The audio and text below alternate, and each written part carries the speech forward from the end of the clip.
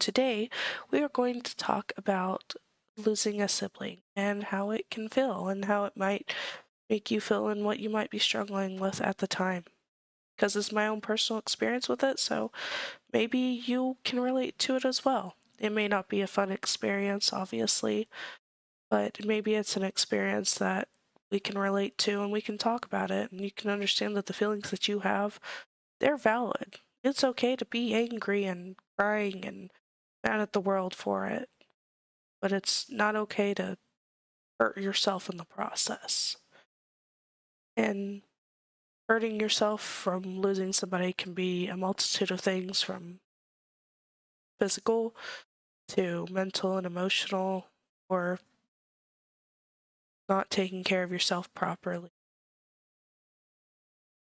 So, what my brother had was cardiac dysrhythmia, and it's similar to a heart attack, but not exactly.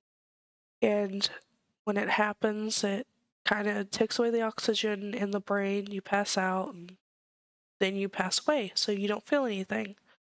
But it doesn't make it any less painful to know that he was just trying to go on about a normal routine, and he did. And that morning, I missed his call. And I thought, oh, it's fine. I'm at work. I'll just call him during break, something like that. However, this break never went the way I thought it was going to, because my then fiance, now husband, came up to my job as soon as I got done being at the drive-thru at a fast food place, and he was crying and he could barely get any words out. And I said, "Babe, what's wrong? What's wrong?" And he told me, he said, "It's your brother." I said, "Okay, what about him?" Um, I was gonna call him back, what's going on? And then he told me that he died. And in the moment, I don't know why, but I said, "That's not a funny joke." And I tried to walk away, and I fell to my knees. And then this blood curdling scream just came out of my mouth. I was screaming so loudly in this pain that I can't describe. It's there, but it's never I don't know how to describe it. It's something that you can't describe, obviously, but if you've lost somebody, you understand what I mean whenever I say it's indescribable. And some of us have lost a sibling, a parent, a child, a grandparent, a cousin, a friend. There's 1,000 people that you could lose. And this taught me to always say I love you. Doesn't matter how upset I am, but I always say I love you to my friends, family, just everyone gets an I love you, because there's going to be a day where I might not get to say it or have a time or chance to say it, but you should always make time, no matter what. And I've learned this from my own experience, that it's best to say it as soon as you're able to, because you never know when that is going to be the last time that you ever say it, and you do not want that as a regret, because my brother had told me I love you whenever I missed the call, and I didn't get to say it back. That could have been my only chance. It was my only chance to tell him I loved him back. Because he, after the coroner's report and all that, finding out that he had cardiac dysrhythmia and that's what killed him, he technically had passed 10 minutes after he made that call to me. It just, boom, snap of your fingers, he was gone. And it was crazy, because he was only 22 when he passed. I didn't think that you could just up and die like that young.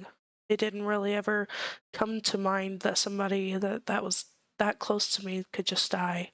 Somebody that was kind and always gave to other people no matter what. He'd give his shirt off his back for you. He was that kind of person. He would always forgive you no matter what happened, and I wish I could have been like that at the time. I was angry, so angry. I was angry at him. I was angry at family. I didn't want anybody around me whenever he died, and bless my husband's little heart, he put up with me. He didn't have to. I was a mess. I didn't come out of our room. I kept to myself. I just cried constantly. I was in terrible, terrible mood swings back and forth. I didn't want to go through with getting married, all this, that, and the other, but my parents convinced me to just go ahead and do it because my brother was so excited for me at the time about me getting married. He wanted to be a part of it and all this, that, and the other, and just seeing his picture there in one of the pews instead of him actually being there almost sent me. I almost jumped off that altar and ran for it. Almost. I didn't, thankfully, because when I looked at my husband, I realized that I was going to be okay. Because they say that time heals everything, but I think they misconstrued that. If anything, it numbs. It numbs you. It doesn't fix it. It doesn't make things better. It just makes it to where you live with the pain. It is a never-ending pain, and it is always there. And it sucks. I'll never hear him play his guitar. I'll never hear him sing. I'll never hear his very, very badly made, corny jokes ever again. And it sucks. I'm gonna go ahead, I guess, tell you a few things about him. Sorry, I didn't think this would be that hard, but apparently it is, because it's been 6 years. It's still this hard. He's a police officer. He wanted to be a state trooper at some point. He wanted to take care of people. He wanted to be there for people. He wanted to help people. He wanted to do this or EMT, and he was doing great as being a police officer. And he was only a police officer for about 3 months when he passed away, and they had never found anything wrong with his heart, even though they did really good health checks. There was nothing ever wrong. It, just like the cardiologist said, it happens. And there's nothing we can do when it does, because even if he had been in the hospital, it still would have happened. He was a weird person, because, most people, they read music notes normal, the right way. My brother would read them backwards and then play the song the right way. He was left-handed, and he forced himself to play right-handed because he wanted to be good at both. He was silly, and he loved Pokemon, and he had tattoos, and he was a bigger guy, and I made him a Pegasus because I feel like he always soared to things. He never took it one step at a time. He soared right through it, all the way to the very, very top. And I feel like this is a good depiction of him. I wanted to give this pony the beard that he had, but when I tried on a few other canvases, it just looked really bad, so I gave up. So, excuse me, Bub, up in heaven, because that is what he believed in, so I'm going to be kind about that. That's what he believed in, and that's what I'm going to go with here. So if he's up in heaven, he's probably shredding another guitar. He's probably talking to who knows, so many people from our family. And I lost my ability to care for religion when my brother passed away, You know how it goes. When you're angry at the world, you kind of have a villain arc coming out suddenly. And my goodness, my family, I can't imagine how my parents felt, but I know that's not a pain that I ever want to feel with my own child. I love my son to death, and thinking about how my parents feel their own son passing, I don't think that that's a pain I ever want to feel. And it's a hard pill to swallow that anything can happen at any time, and so we have to be prepared for it. I have to accept the fact that something could happen to him, whether I want it to or not. I have to also accept the fact that family, friends, everybody is going to go at some point.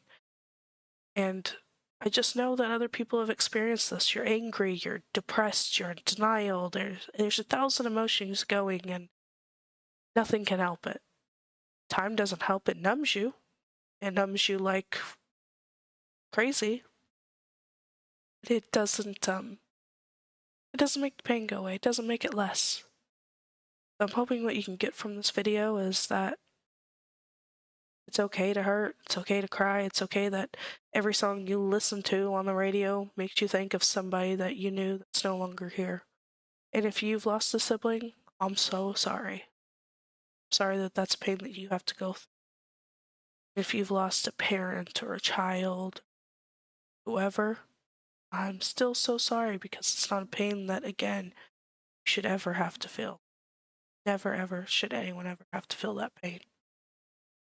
But I hope that you can find somebody to talk to, whether it be a best friend, a spouse, a boyfriend, girlfriend, or child or parent, that you're able to get it out there and how you feel.